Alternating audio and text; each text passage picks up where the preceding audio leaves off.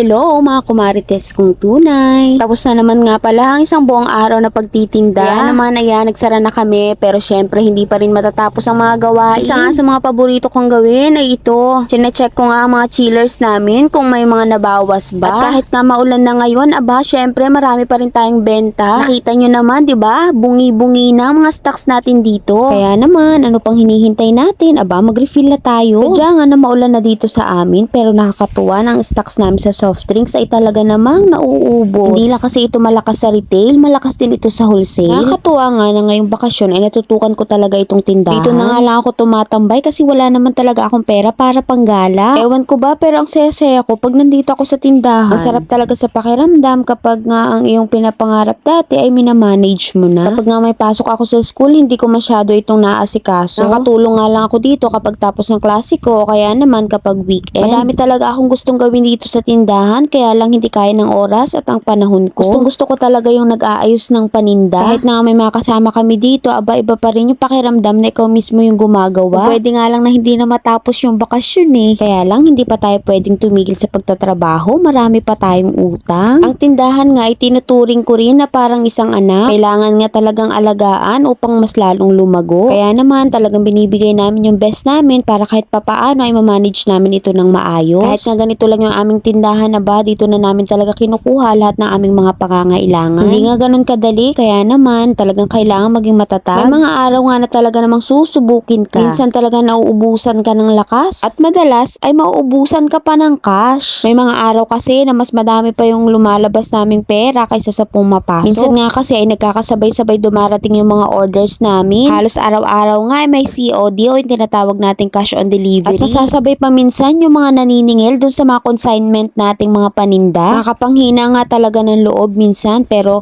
ang ginagawa ko na lang tumitingin ako sa mga paninda namin at sinasabi ko bukas magiging pera naman ulit kayo. Ganun naman talaga sa business mga kumarites. Alam ko maraming makaka-relate sa akin na may mga sari-sari store din. O paano, mahaba na pala yung kwentuhan natin. At kung nakarating ka nga sa part ng video na ito, aba i-follow mo naman ako. At i-comment mo na rin kung taga saan ka upang malaman ko naman kung saan nakaabot ang video kong ito. Hanggang sa muli. Bye!